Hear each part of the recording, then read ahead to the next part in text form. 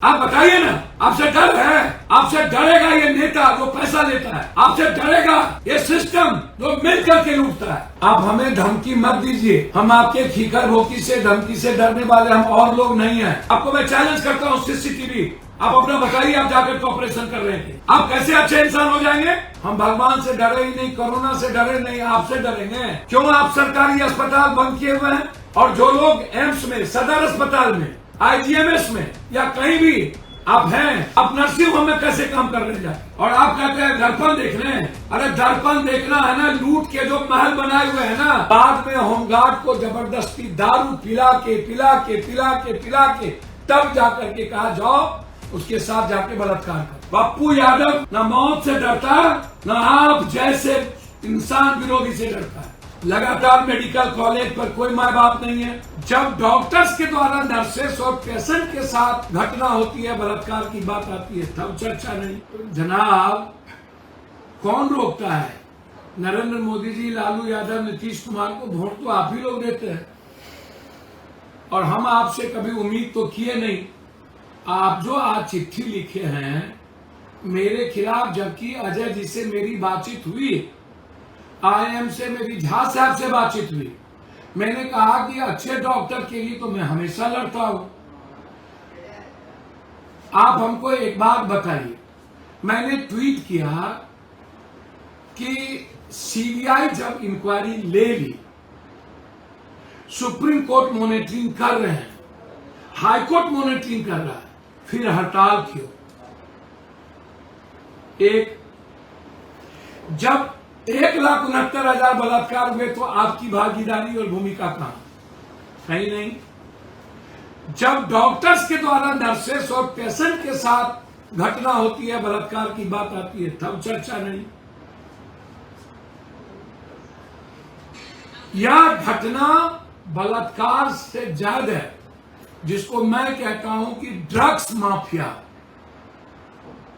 लगातार नकली दवाई को अस्पताल में लाकर, नकली एक्सरे, नकली अल्ट्रासाउंड, नकली CT स्कैन को लाकर खराब करने की प्रवृत्ति,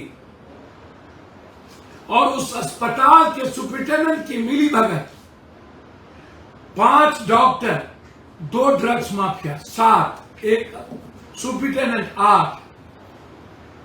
वह बेटी जो डॉक्टर थी लगातार विरोध कर रही थी कि जो चीज हो रहा है, जो नकली दवाई आप बाहर में ही अस्पताल के नाम पर सब कुछ भेज देते हैं, मैं सिग्नेचर नहीं करूंगा और ना मैं इसको ओपन कर दूंगा।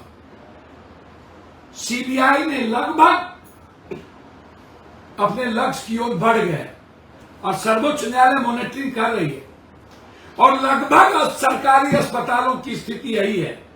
मधेपुरा में भी हुआ, पूर्णिया में भी एक डॉक्टर की मौत हुई।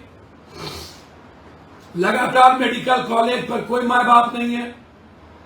सुपरिटेंडेंट की मिली भगत से लगभग, प्रिंसिपल और सुपरिटेंडेंट की मिली भगत से लगभग, और सेक्रेटरी के मिली भगत से लूटेड है।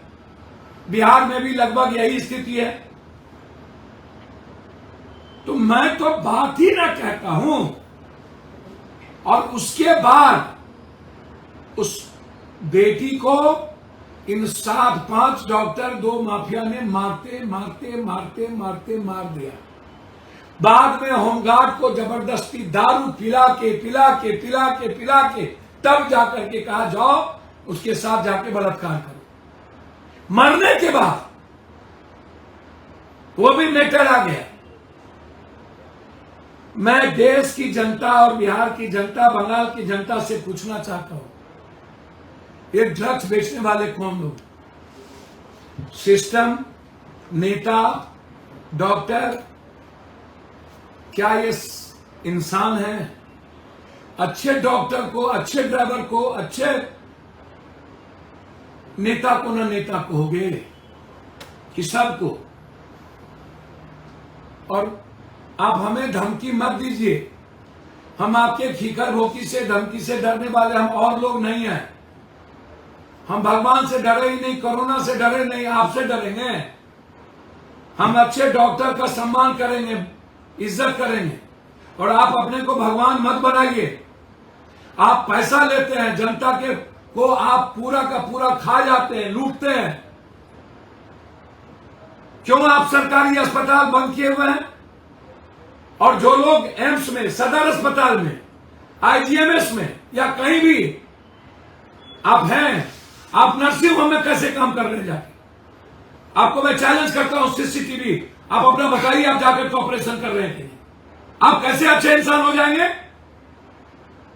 आप बताइए ना। आपसे डर है? आपसे डरेगा ये नेता जो पैसा लेता है? आपसे डरेगा ये सिस्टम जो मिलकर के लूटता है?